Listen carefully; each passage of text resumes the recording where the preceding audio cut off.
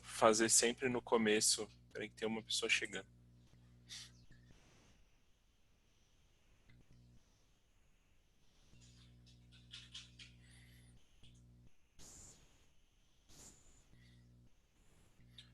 Oi, Rodrigo, bom dia. Seja bem-vindo. Rodrigo, está me ouvindo?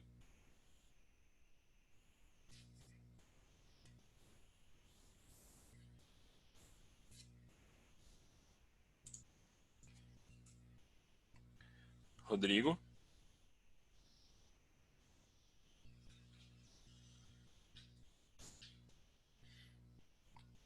Você está sem microfone, é isso? Ah, tudo bem. Beleza. Vou ficar com o chat aberto aqui. E tudo bem. Bom, eu vou começar por alguns informes que eu criei, né? Tipo, coloquei nesse momento que o Marcelo estava fazendo, né? Estava conduzindo os coffee breaks. Aí a gente teve um período de hiato aí e eu resolvi colocar nesse começo eu falar algumas coisinhas, tá?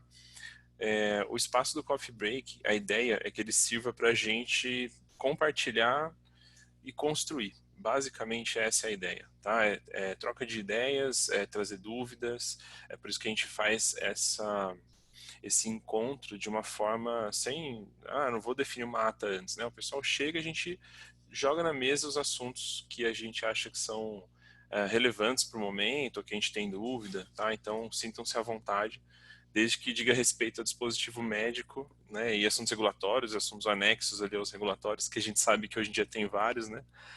Fiquem à vontade. O objetivo desse ambiente, então, de compartilhamento, de construção, de respeito, é que a gente tenha aqui um ambiente de risco zero, tá? Para todo mundo ficar muito tranquilo, né? A gente tem pessoas com bastante experiência, a gente com mais ou menos experiência, a gente com pouca experiência.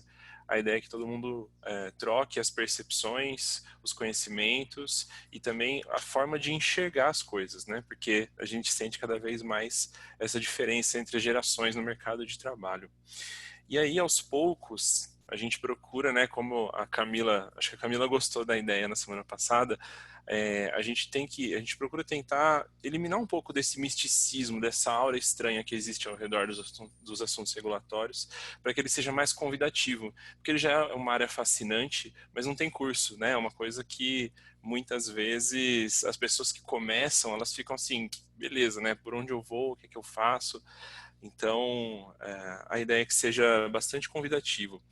Em paralelo, nesse estímulo de discussões que sejam proveitosas para todos, a ideia é fazer uma ponte com o fortalecimento do nosso grupo de network local da RAPS. Bruno, o que é a RAPS? É a Regulatory Affairs Professional Society. Quem não conhece, né, eu vou colocar aqui, é só ir no Google, são esses caras aqui, ó.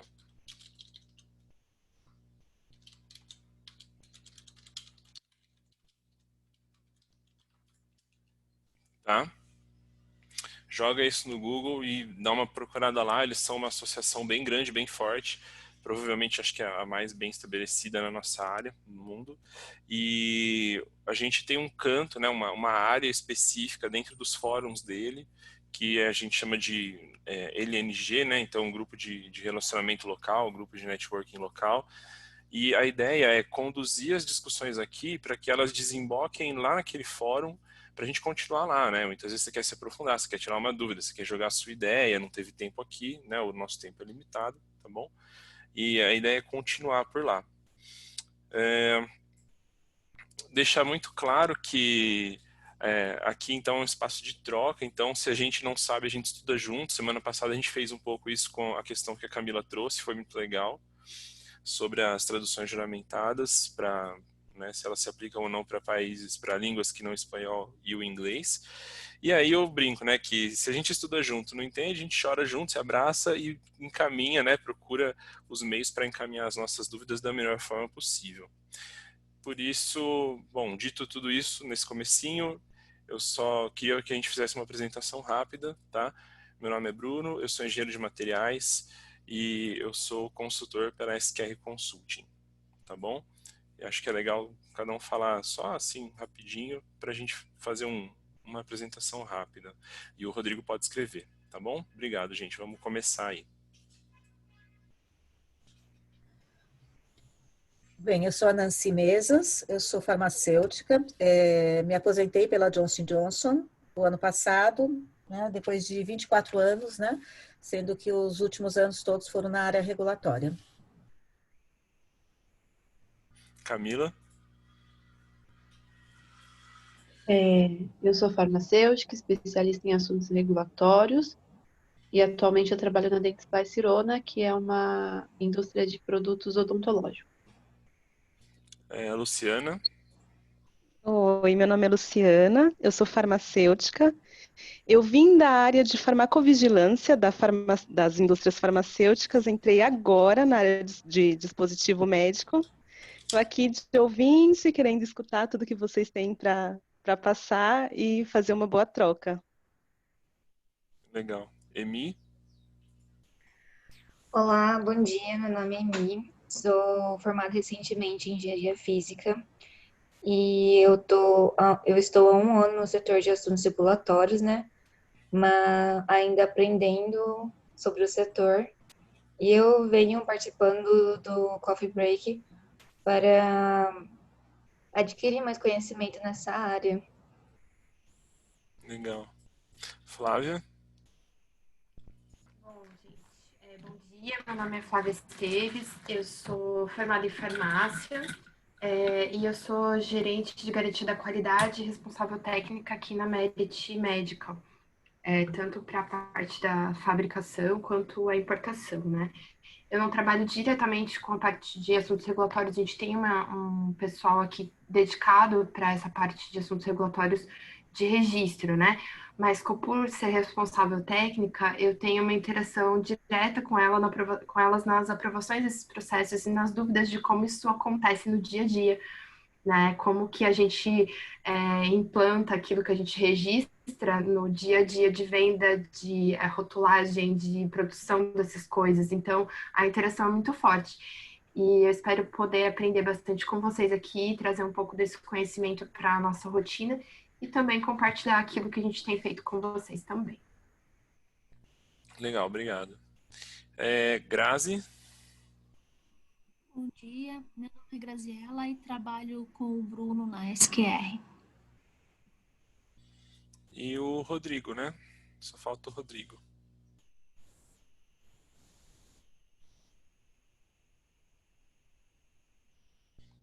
Orthometric. Teve algum curso que eu fiz com o pessoal do Orthometric também. Seja bem-vindo, Rodrigo. Bom, gente, a ideia então é deixar aberto, né? Semana passada a gente iniciou, a Camila jogou um assunto que rendeu bastante, a gente tocou com ele até o fim, até porque a gente teve menos tempo. E eu queria saber aí, né, o que vocês gostariam de discutir, assim, quem que quer propor uma pauta inicial, trouxe alguma coisa que queira jogar para todos aí.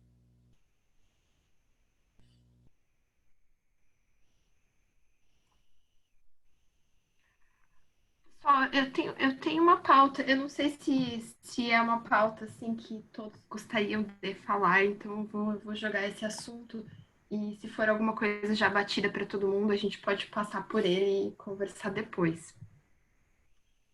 Sim, manda ver.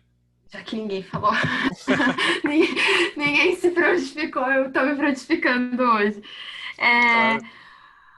Bom, então, eu tenho uma dúvida e que eu até joguei num grupo de WhatsApp do pessoal de cursos, que participou de cursos com o Marcelo, mas como eu não tive resposta, acho que talvez vocês podem me ajudar. A gente tem algumas normas hoje que regulamentam o uso de etiquetas de rastreabilidade, que a gente, inclusive, também demonstra isso no momento do registro de produtos implantáveis, né? Então, tem uma norma que pede para que as empresas entreguem etiquetas de rastreabilidade, são 3 etiquetas, com lote, código, número de registro e tudo mais, junto com os produtos implantáveis. E a minha dúvida é se existe algum requisito regulatório que eu não consegui encontrar de que a gente precise seguir uma rotina de rastreabilidade do uso em si desse produto. Depois que eu vendo, eu tenho que manter dados. Isso eu estou falando como detentor de registro e não como distribuidor no final, né? Como detentor de registro, eu preciso manter dados de onde esse produto foi usado, pacientes, etc. Ou isso não é a responsabilidade do detentor de registro, isso é a responsabilidade do distribuidor que vai fazer a venda no final, ou ninguém tem responsabilidade sobre isso, somente o hospital ou a clínica que vai implantar esse produto que tem que manter a rastreabilidade dele, para que, enfim, se um dia seja necessário fazer um recall, alguma coisa assim, a gente busque isso junto a esses distribuidores ou pessoas que fizeram a venda, ou o detentor de registro tem que ter essa informação.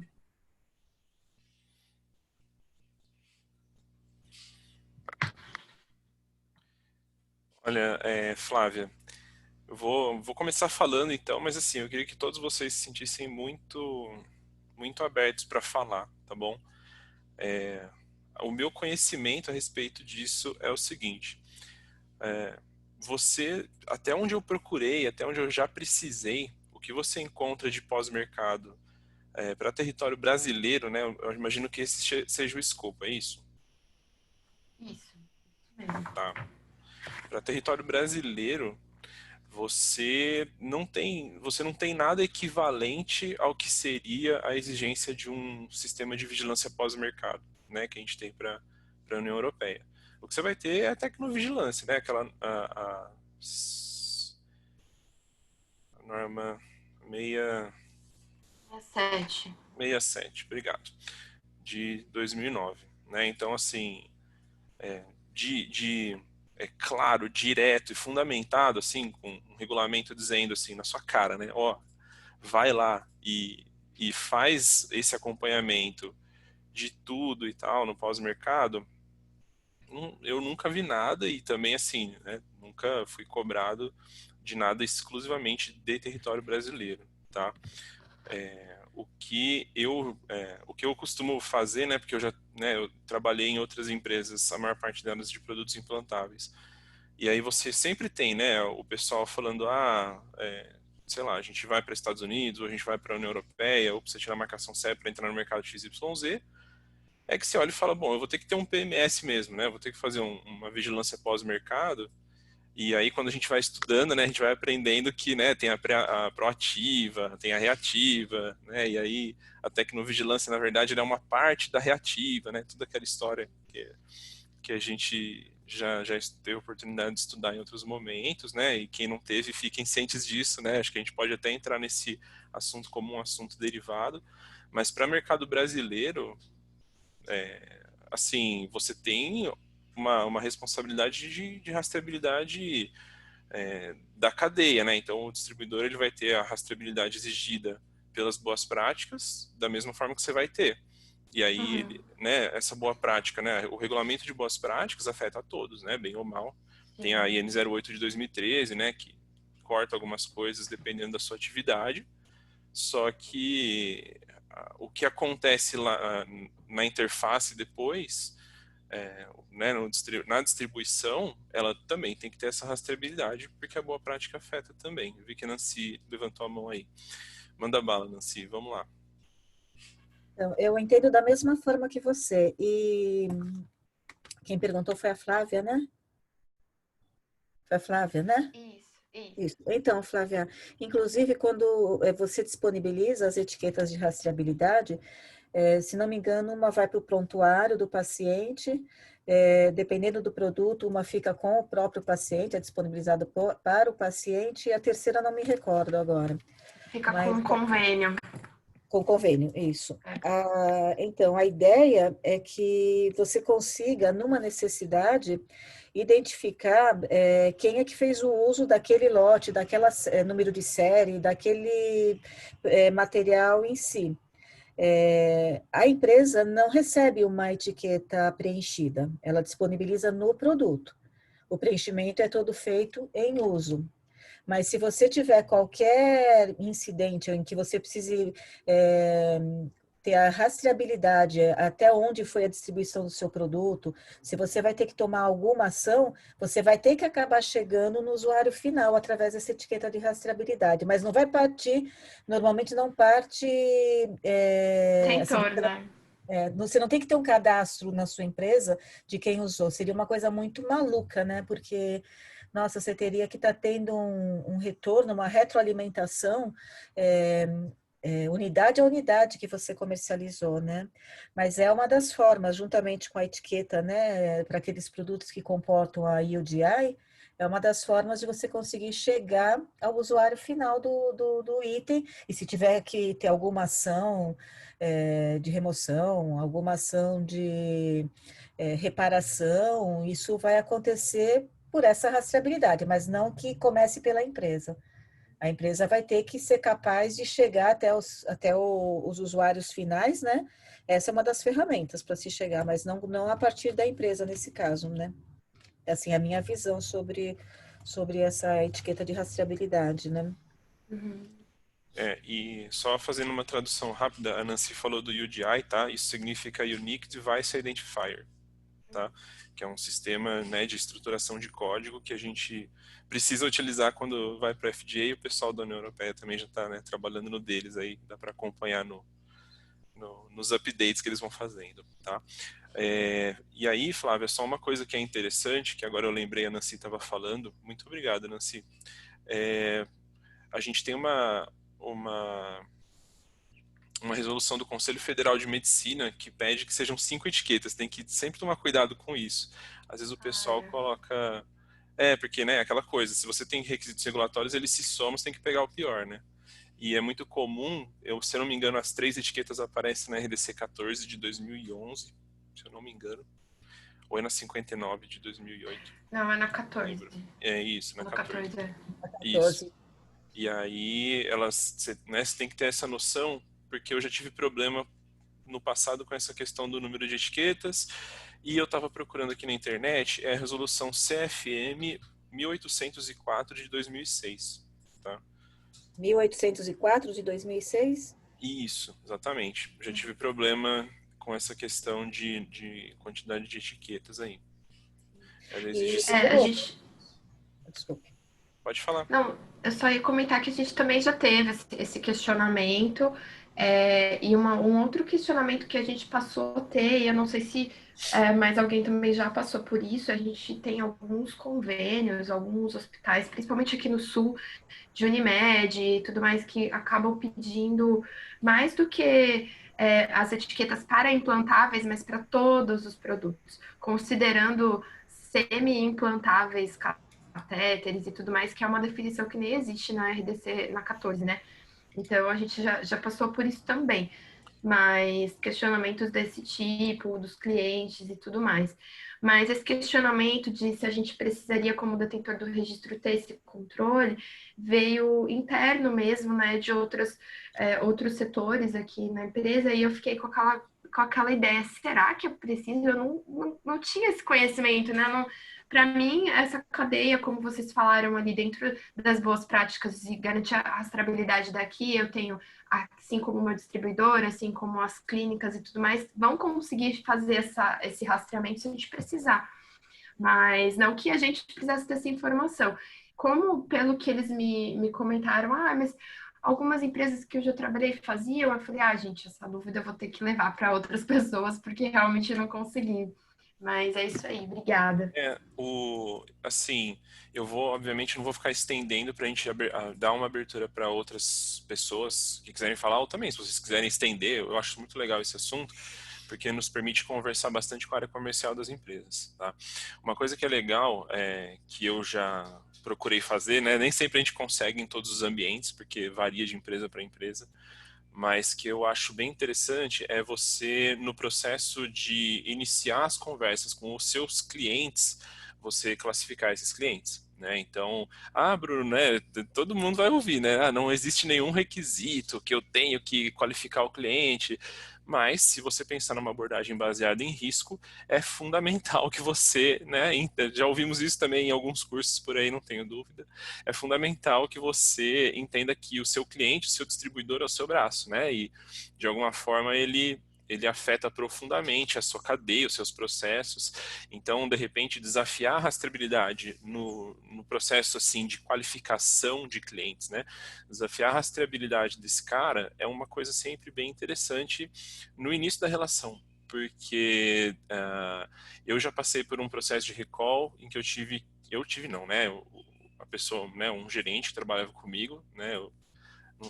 Não tenho tanta experiência assim, mas o responsável era o meu gerente, mas a gente trabalhou junto para identificar a rastreabilidade de mais ou menos 150 mil itens. Então, assim, nesse momento, você vê a enorme diferença, né, o leque muito grande que existe de qualidade entre os clientes, né, entre os clientes que você tem. Tem gente que te responde assim, ó, tal, né, ó, aqui, ó, né, já manda todos os gastos cirúrgicos e tal, tal, tal, o cara tem um bom relacionamento no hospital, né, tem tudo isso, mas assim, aí essas coisas chegam muito mais fácil se a gente faz uma triagem desses clientes, por mais que o nosso comercial às vezes ache isso muito chato. Com certeza, Bruno, também para não estender muito, mas é bastante relevante. Todas as auditorias que eu tive de BPF, todos os auditores me pediram procedimento de qualificação de distribuidores, tá? Todos. Então, assim, não é um requisito, mas é uma boa prática. E realmente já me foi solicitado muitas vezes e a gente mantém. Eu acho que é uma boa prática bem legal mesmo para manter essa rastreabilidade funcionando. Legal. E uma das coisas, Flávia, nessa parte da rastreabilidade, que é interessante fazer nas auditorias internas, é você medir o tempo que você leva para chegar na informação. Até estava conversando recente, né? Como é que você faz isso, né? Se você tiver uma ação de campo, onde você precise trazer seus produtos de volta, ou você precisa fazer uma correção mesmo no local e tudo mais, você precisa saber quanto tempo você vai levar para chegar em quem recebeu o produto, onde está o produto, se ele está no teu inventário, se está no inventário da tua clínica, né? Então, é bem legal você fazer umas práticas, né? Pôr um cronômetro e ver quanto tempo você leva para chegar na informação, porque, principalmente, o organismo certificador europeu, ele faz esse tipo de questionamento nas inspeções. E mede você, né? Por isso. É o readily available, né? Sim. Nessa linha, ainda eu fiquei com uma dúvida. Eu lembro que quando saiu esse requisito das etiquetas de rastreabilidade, saiu uma lista de itens que era mandatório e alguns que não eram mandatório você ter a etiqueta de rastreabilidade, como, por exemplo, suturas. Suturas não tem etiqueta de rastreabilidade. Vocês lembram disso? Não está nessa RDC 14, tá? Olha, esses dias, né? Quando foi? Foi segunda? Foi segunda à tarde, né? Teve o webinar da Semior, né? Do pessoal da Coordenação de Materiais Implantáveis, da Anvisa, que a Márcia apresentou e tudo. Ela falou, inclusive, sobre isso. Ela falou, não, porque as suturas são consideradas materiais implantáveis. Então, tem que ficar esperto. Mas assim, não, mas a etiqueta de rastreabilidade acho que não acompanha a sutura, não é requisito. E eu lembro que tinha uma lista de quais eram os aplicáveis e os não aplicáveis na época que saiu essa etiqueta de rastreabilidade. Mas eu procurei para mim e não consegui achar. Na norma aqui também não tem não, na 14. Teria que ser uma instrução normativa, provavelmente, mas eu nunca vi, não. Eu vou ver se eu consigo achar isso. Assim, eu mesmo quando eu já trabalhei com suturas e, olha, que também faz um tempo. Eu não vou dizer assim, certeza que tinha 5 etiquetas, não lembro mesmo. Não, mas não assim, tem etiqueta não. Talvez não seja uma prática do mercado também. Sei lá. Mas assim, eu acho que se alguém localizar uma instrução normativa com uma lista dessa, seria legal. É que eu não Seria ótimo. vi mesmo. Eu vou procurar, porque eu me lembro disso. Que tinha alguns que era mandatório, outros que não era, né? Você pode até fazer como você estava falando, e a Flávia também, né? Normalmente, se é possível atender, é legal se atender a solicitação do cliente, né? Claro, claro. É interessante, né? Mas às vezes é interessante, mas às vezes não é possível e não é mandatório, né? Porque se você pega o texto da RDC, eu tô aqui de lado porque tem outro monitor aqui, tá, gente? Que eu Aham. tô focado aqui também. Eu gosto de olhar para cá para ver você, para, né, acompanhar a reunião daqui. Mas, assim, se você pega o texto da RDC, ele fala, né, adotar etiquetas de rastreabilidade para produtos implantáveis. O que eu posso dizer é que na segunda tarde a Márcia falou isso aí, né? Ela falou, vocês precisam ficar espertos, aquele jeito dela, né? Que ela falou, fica esperto e tal. Vocês precisam ficar espertos, porque as suturas cirúrgicas, elas, né, são consideradas implantáveis. Eu não sei se foi motivado por isso, porque eu estava fazendo outra coisa e ouvindo ela falar ao mesmo tempo. Não sei se foi motivado, né, por alguma coisa relacionada às suturas cirúrgicas, mas eu acho que o que você colocou aí, Nancy, faz muito sentido. É uma coisa para ficar atento mesmo. Então, sobre o que a Nancy comentou, né? Tem a RDC 232 de 2018, que ela passou a vigorar, acho que em junho desse ano. Uhum. Daí, realmente, É verdade, boa. né? Ela é de 2018 e vigorou esse ano? Sim, exatamente. Essa aí é boa, é verdade. Que fala sobre o UDI nas etiquetas de rastreabilidade. É verdade. E o UDI, eu trabalhei junto com a Anvisa na internalização do UDI, né?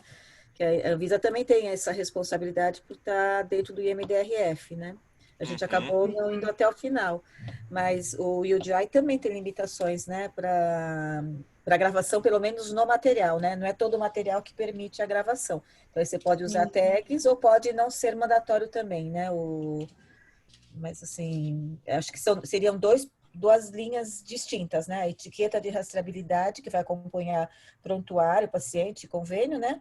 E o DI que vai dar a possibilidade de rastreabilidade em qualquer parte do mundo, se alguém pegar o material e ele, por exemplo, tiver a gravação do código de barras, né? Se foi esse o escolhido no material, tem que conseguir, né? Chegar no fabricante, chegar nas informações mandatórias, né?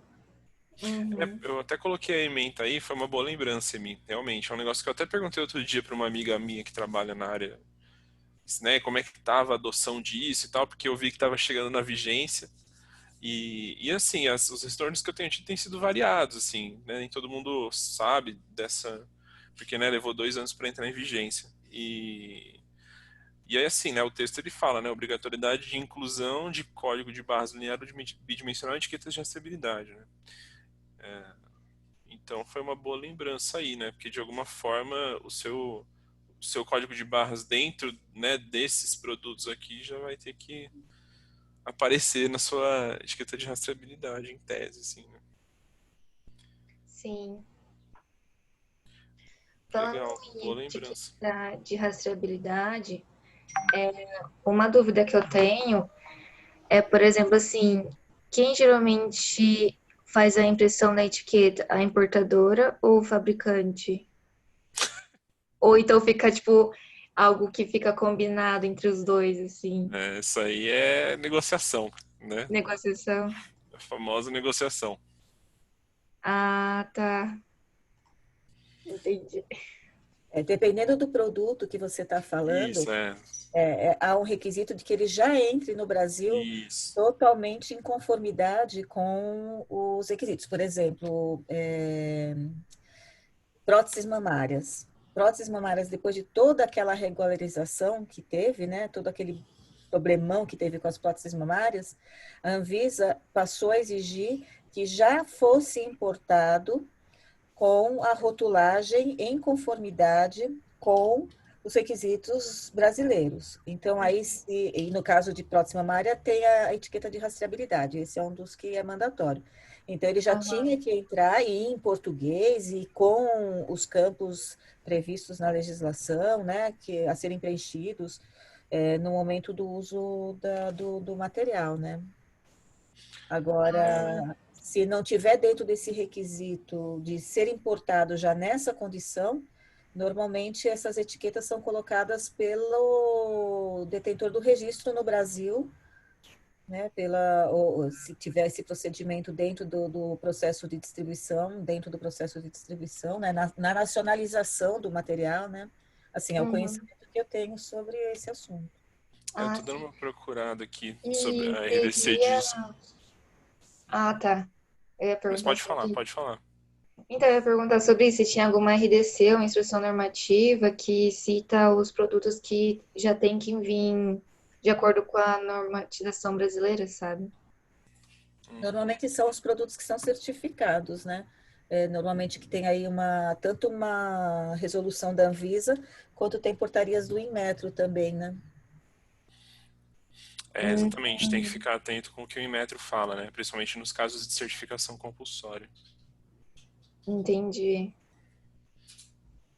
Eu tô dando uma procurada aqui, mas eu não tô achando. Eu lembro que uma vez eu tive um problema. Eu fiz essa cara assim, porque eu já tive bastante dor de cabeça com essa coisa, né? Mas quem vai colocar o rótulo, né? E acaba que, né? É por isso que eu tava procurando essa referência, mas eu não tô achando ela aqui no momento. Vou até. Se alguém. Ô Grazi, se você puder anotar, depois a gente procura essa referência, a gente pode jogar de repente leva essa discussão para o site da RAPS, lá para o fórum, joga lá, a gente depois leva a informação de qual RDC que é. Se alguém for tomar a palavra depois, eu vou procurando um pouquinho enquanto a gente conversa. Mas assim, a vivência que eu tive foi sempre muito, como não eram produtos dentro desse escopo que a Nancy está falando, quase sempre dependia bastante de negociação, assim, de falar, em situações principalmente de importação, né, que você acaba tendo que, tem como se eu te passar os modelos com controle de documento do meu rótulo, você consegue imprimir aí, não, sabe, tem um meio de campo aí que é bastante dependente de negociação, pelo menos é a vivência que eu tive. Entendi. Aí, uma outra dúvida. Será que eu posso... Eu vou emendar, porque, tipo, por exemplo, agora a minha dúvida em questão ao rótulo. Assim, no rótulo, questão da simbologia. Como que eu sei, por exemplo, qual símbolo eu posso, tipo, tirar e qual símbolo eu posso manter, assim? Porque, assim, o fabricante, ele coloca lá as simbologias referentes ao produto dele. Só que aqui, às vezes, essa simbologia não é aplicável. Aí eu não sei se eu posso manter. Aí eu espero levar uma exigência para poder tirar. Ou então, se tem alguma coisa algum regulamento que fala sobre isso, sabe? Porque até onde eu sei, tem a ISO 15223, né, que fala sobre a simbologia. Não sei se alguém ia falar, eu posso falar. Manda bala. Tem uma... É que na RDC 185, que está sendo revisado agora, diz que é permitido que você utilize símbolos reconhecidos internacionalmente. Daí você usa a ISO para verificar se eles estão de acordo ou não. Se não tiver, daí você tem que colocar uma informação no rótulo. Pelo menos a forma como eu entendo. Tipo, por exemplo, produto, acho que esterilização por EO. Tem lá um símbolo que é reconhecido nessa ISO. Se ele está reconhecido lá, você não precisa repetir essa informação no rótulo em português. Agora, se o fabricante está usando um símbolo que não está previsto lá, ou seja, ele não é considerado reconhecido internacionalmente, daí você precisa escrever o tipo de esterilização ou da forma como você preferir desse símbolo esteja no seu rótulo em português. Ah, sim. Mas não... Não que você precise ter todos, assim, necessariamente. Eles precisam estar lá, no original ou no em português. A informação precisa estar e ela precisa ser entendida. Se ele está como um símbolo reconhecido, você não precisa repetir ele, entende? Na verdade, você... Pode falar, Nancy. Na verdade, você tem pela RDC 185 todas as informações que você tem que ter, manter no rótulo do produto, né? Tem lá a listinha, né, de informações, tanto que você tem que manter no rótulo, quanto que você tem que manter no folheto de instrução. Ela prevê que se você tiver normas que esclarecem a simbologia que você usar, você não precisa incluir uma legenda para explicar o que é aquele símbolo. Se forem rótulos, por exemplo, tem muitos rótulos que a própria empresa cria. Então, se ela criar um rótulo, que, portanto, não vai estar numa norma ISO, ou numa norma BNT, ou numa norma europeia, então você tem que acrescentar a legenda, seja no rótulo, seja no folheto de instrução. Agora, quais são os rótulos que você tem que ter? Você tem que ir seguindo pela própria RDC, onde ela diz as informações que você tem que ter. Então, se lá diz, você tem que informar se o produto é estéril ou não, e qual é a metodologia de esterilização que é usada. Então, você tem que pôr o símbolo de estéril e tem que pôr o símbolo ou de radiação ou de ETO, né, o que for. Então, assim, qual informação você vai colocar no rótulo, você busca no requisito de registro para aquele produto que normalmente você encontra, vamos dizer assim, na RDC 185. Depois, se você vai pôr legenda ou não, você vai atrás da ISO ou da BNT, ou da norma europeia para saber se já é uma simbologia reconhecida mundialmente ou não. Se não for, você tem que pôr legenda. Agora, o que eu sinto assim... Eu acho, o símbolo, é isso que eu quis dizer. Você tem que seguir, se o símbolo vai ser válido ou não, você tem que seguir esse pensamento, mas se você está trazendo um produto que tem um rótulo que está em inglês, mas que já tem essa simbologia, você não precisa repetir ele no teu rótulo em português. Não, se a simbologia ela é reconhecida... Se ela for reconhecida e aceita, né? Aí você não precisa dessa... Não, ela por si só já se basta. O que eu acho que é conflitante nesse assunto é, por exemplo, a situação em que o fabricante, ele inclui no rótulo a simbologia que é válida para ele, né? Então, eu acho que a gente tem alguns conflitos no Brasil, vou dar um exemplo. Produto que é de uso único e produto que não está classificado pela Anvisa como uso único. Ela não aceita isso. Então, você importa o produto com a simbologia de uso único, mas você tem que incluir na sua rotulagem que o fabricante não recomenda o reprocesso desse ou a reesterilização ou não recomenda o uso de mais de uma vez do produto, né? Esse eu acho que é uma questão conflitante, porque você não vai tirar do fabricante a simbologia de uso único, que é como saiu da fábrica. E nem a fábrica fabrica só para o Brasil, que era o que a Anvisa queria que fizesse, né? Que realmente tirasse, né?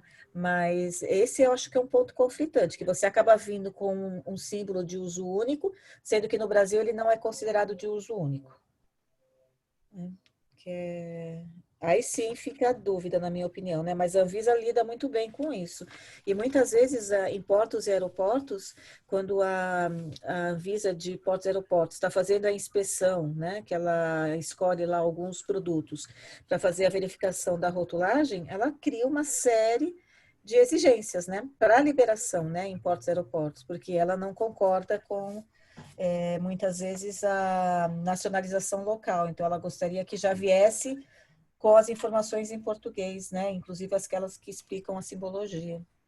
Ah, sim. Aí a gente até toca momentaneamente no que na primeira pergunta da Emi, né? Assim, eu tenho a impressão que você deve estar passando por situações em que você tem que lidar com, né? Porque você trabalha numa consultoria, está lidando com, tipo, né, um cliente, e esse cliente é um distribuidor, né, importador-distribuidor, e aí esse cara tem que falar com, né, o fabricante lá fora, alguma coisa assim. E é no sentido do que a Nancy falou mesmo, se possível, vale a pena já, né, isso já chegar rotulado em português, né, em acordo com o que é demandado pela nossa legislação. Esse seria o mundo ideal, né, mas é muito Sim, difícil fazer sim, isso. exatamente, é uma briguinha boa, né? Assim, você sempre tem que, você acaba, é por isso que a gente, né, sempre tem que, eu acho que é uma função de todos nós dentro das empresas, né, sejamos consultores ou estejamos mesmo nos fabricantes, etc, distribuidores, é sempre deixar muito claro os papéis, né, os pontos em que o regulatório ele toca em questões estratégicas, em risco de negócio, né, o quanto é importante que nós sejamos envolvidos também nas negociações o mais cedo possível. Que eu sei que é uma coisa que também não é muito fácil, né, é difícil às vezes entrar nesses assuntos, mas é importante. É verdade. E Aqui é a Camila, eu tenho uma adição para fazer em relação a esse tema. Não sei se vocês estão me ouvindo, desculpa. sim, sim. Sim. Com relação ao uso da simbologia uso único, que é o 2 cortado da ISO, né? Uhum. Recentemente, a Anvisa atualizou aquela nota técnica, que é a 001/2013, onde ela fala, né, que esse símbolo, embora seja um símbolo ISO, ele não substitui o que diz a RDC 156 em relação às duas possibilidades que nós temos hoje. A gente pode usar os dizeres proibido reprocessar ou o fabricante recomenda uso único.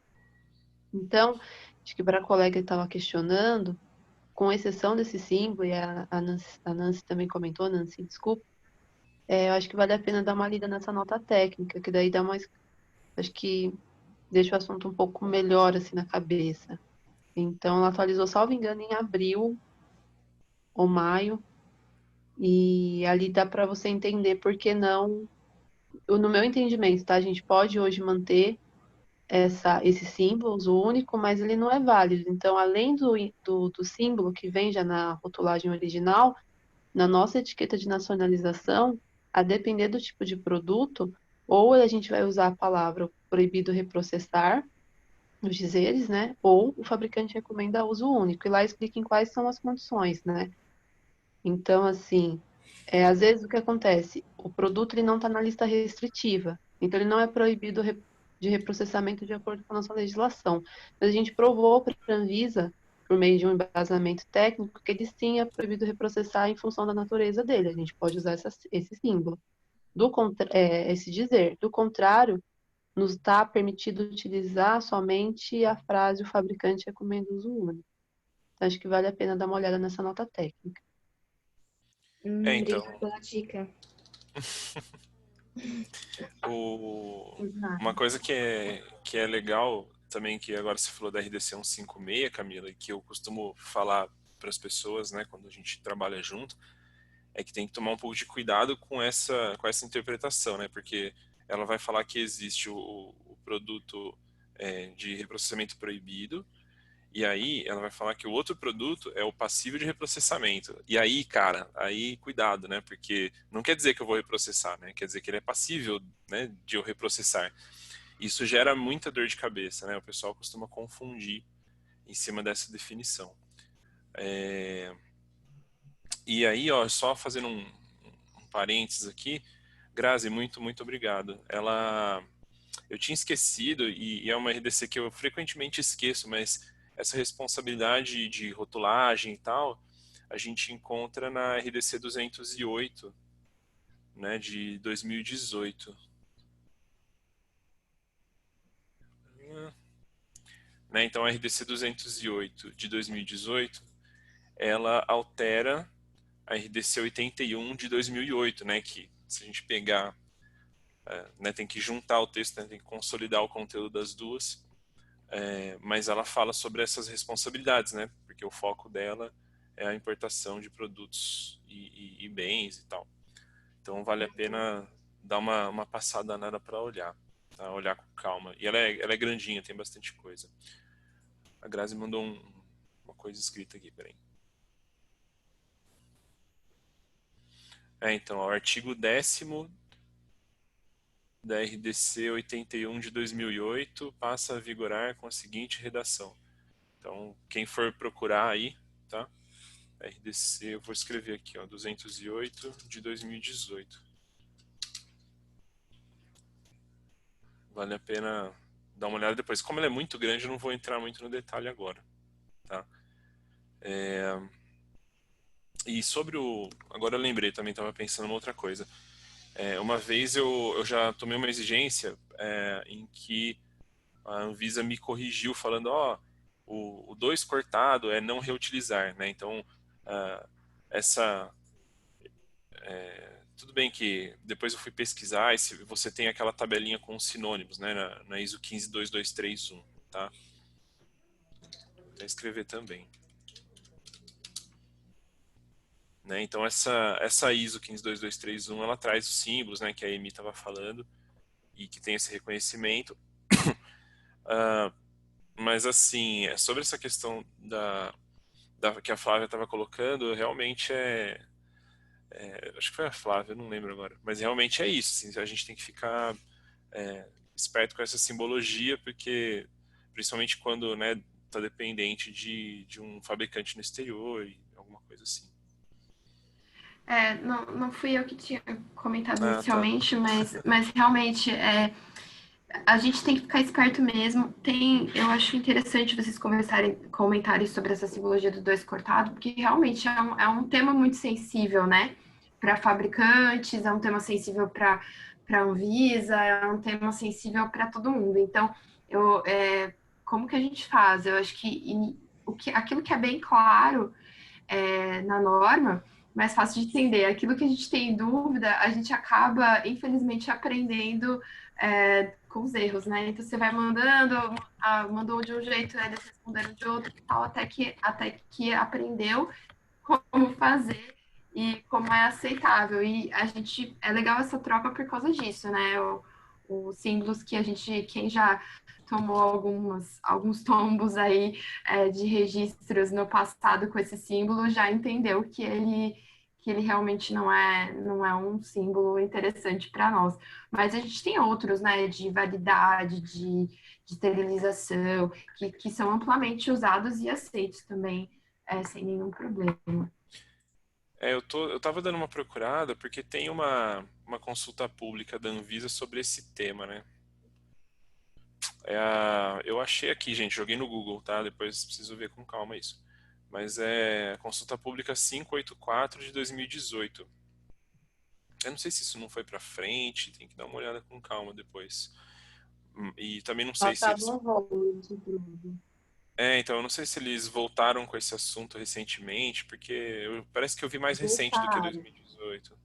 Aham. Na Dicol. Né? Na Dicol da semana passada. Mas eu não consegui acompanhar.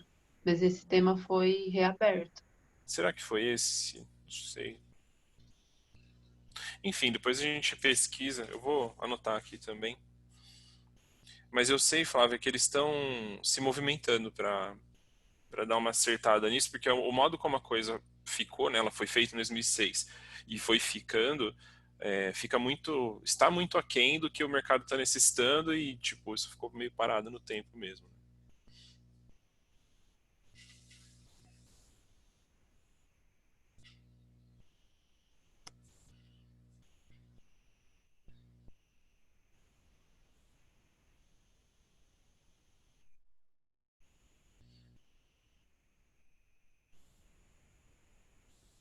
Pode falar alguma coisa, viu, gente? Silêncio mortal. Bruno, você está anotando, você está pondo no bate-papo ou você está pondo em algum lugar? Na verdade, sim, eu estou fazendo umas anotações aqui, porque a ideia é que tem coisa que está no bate-papo também, tá? Mas, assim, tem umas anotações que eu estou fazendo aqui à medida que eu percebo né, é muito perceptível, né, esse terreno fértil que vão surgindo para algumas discussões, porque a ideia é abrir realmente linhas de discussão dentro do fórum da Regulatory Affairs Professional Society para a gente conseguir, sabe, dar continuidade, né? O COF vai ser semanal e aí a gente consegue ir utilizando aquele ambiente para seguir esses diferentes caminhos, né, na medida do nosso interesse. E, né, como eu não sei, eu nem falei para todo mundo, né, mas assim, tem muita gente que acha que você precisa pagar a RAPS para, né, a Regulatory Affairs Professional Society para participar do fórum, mas não precisa, entendeu?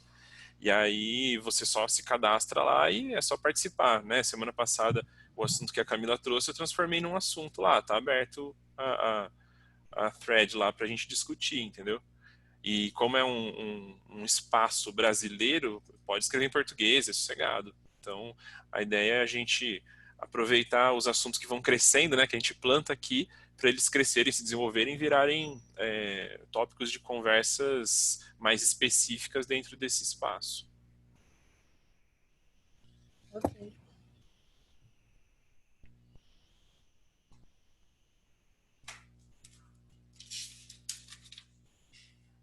Inclusive, Bruno, o Sindusfarma nos respondeu com relação à pesquisa, tá? Ah, é verdade. E aí? Eles falaram o seguinte, eu vou ler. Prezados, bom dia. Compartilhe abaixo o retorno da GGTPS sobre a questão da tradução prevista na RDC 403. O entendimento da RDC está correto. As declarações consularizadas ou apostila apresentadas em espanhol estão dispensadas de qualquer tipo de tradução. Já os documentos apresentados em outras línguas estrangeiras devem ser traduzidos, sendo admitida a tradução livre, ou seja, não juramentada. A dispensa de apresentação de tradução juramentada de documentos internacionais mostra-se como uma forma de simplificar e agilizar a instrução dos processos de regularização dispositivos médicos. Ou seja, estamos dispensados de tradução juramentada para documentos oficiais em qualquer língua.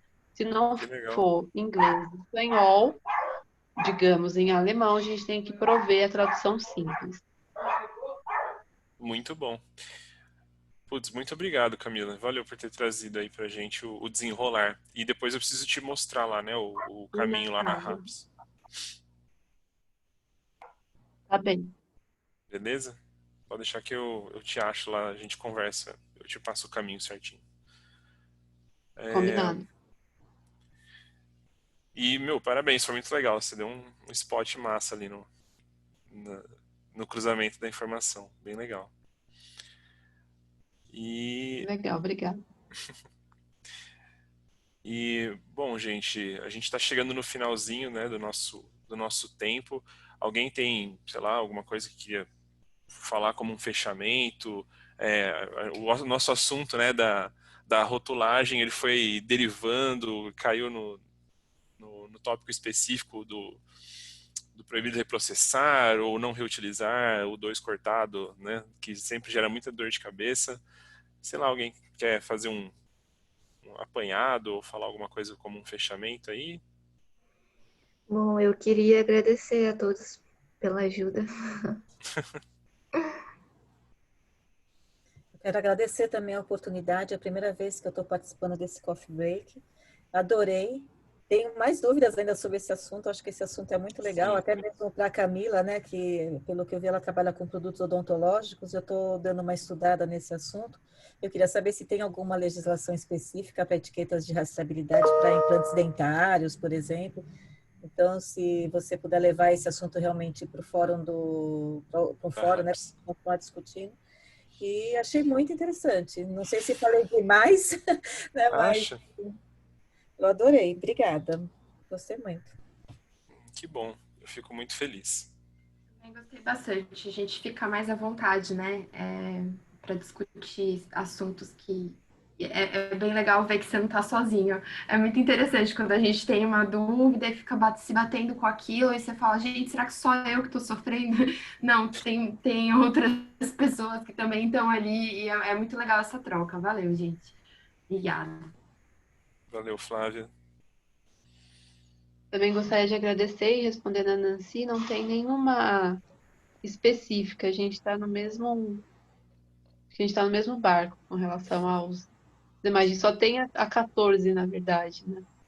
14 de 2011. Mas eu vou dar uma olhada aqui se tem alguma coisa específica, não necessariamente de etiquetas de rastreabilidade, e eu te passo também. Para essa Legal. próxima reunião. Porque eu até pensei não só nos implantes, né, mas nos componentes, se eles também teriam que ter, né, rastreabilidade, né? Mas na verdade eu acho que seriam só para os produtos implantáveis mesmo, né? A gente fez uma discussão com a Anvisa, acho que foi até um parlatório, e aí eu vou puxar isso, e aí você me lembra de eu trazer para você, mas porque tem, né, os abutments, os pilares, que também são de uso, que são também implantáveis, né? E aí fica a dúvida presa, a gente fez um levantamento no passado, que é só para aquilo que é de uso permanente, e abutments, e nem sempre são. Mas aí eu trago para você a lista do que na realidade precisa ter além dos implantes. Aí você compartilha isso de que forma? Pelo e-mail? Eu vou passar para o Bruno, daí o Bruno pode gerenciar, o que vocês acham? Eu posso, mas assim, o que eu mais tenho pedido pro pessoal é isso, é dar um pulinho lá nos fóruns, porque assim, gente, não é, eu tô falando, eu vou lá, eu crio os assuntos, as discussões, simplesmente por convenção, tá? Se você tiver lá no site, cadastrado e tal, a gente pode abrir as discussões por lá. E, aliás, eu super recomendo. É uma coisa que você, né, vai pegando o hábito de, sei lá, 1, 2 vezes por semana dar um pulo lá, ver o que andou, o que não andou, né, como é que estão as Eu não lembrei discussões. do site, não, do RAPS. E deixa tudo mais acessível, né? Acho que é legal, né? Assim, deixa mais aberto para todo mundo ir dando uma olhada. Tá bem, então eu coloco lá. Tá bom, é que seria legal vocês anotarem mesmo. Eu vou deixar aqui, ó. Ô, Grazi, você pode, cadê o, pegar o site aqui, peraí. Ou se alguém tiver com o site, puder jogar no chat aí. Porque tem algumas coisas no mundo que chamam RAPS aí.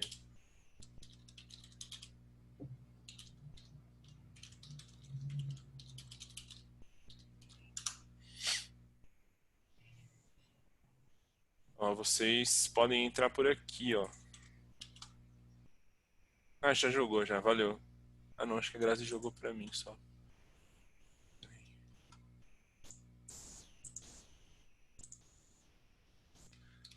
Ó, é esse site aqui, tá?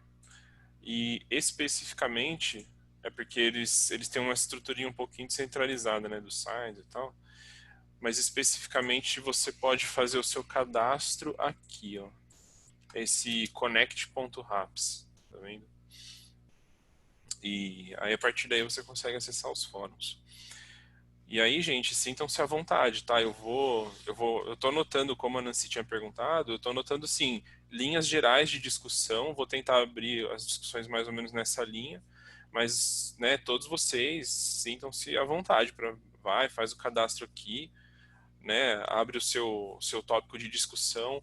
A ideia é fazer florescer esse espaço, como a Amy colocou, a Flávia, para a gente trocar as experiências e, ao mesmo tempo, né, manter viva a nossa comunidade brasileira, que ainda é muito pequenininha, e a gente espera que cresça com o tempo, né, dentro desse espaço que hoje, assim, eu participo de outras comunidades, eu também, né, já vi outras, participei de outras, é aberto, é só pedir e tal.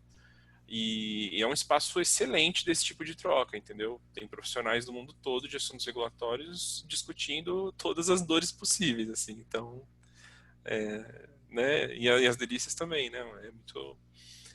Vale a pena participar, assim. E é por isso que a gente escolheu também como um nicho para a gente levar essas discussões que saem daqui, né? Que são tão profícuas aí. Excelente. Tá bom? E é isso, gente. Eu agradeço a presença de todos vocês e espero que a gente possa se encontrar de novo na quarta-feira que vem para plantar umas outras sementes aí. Até sexta tarde eu vou colocar, tá? No connect.raps aí as discussões e, né, lá elas vão ganhar vida, essa é a ideia, tá bom? Aí, obrigada, gente. Obrigada. Abraço. Obrigada. Obrigada, Obrigado. pessoal. Ótima semana para Tchau, vocês. tchau. Tchau, tchau. Ótima semana. Tchau, Tchau, tchau. tchau. Uma ótima semana. Obrigada.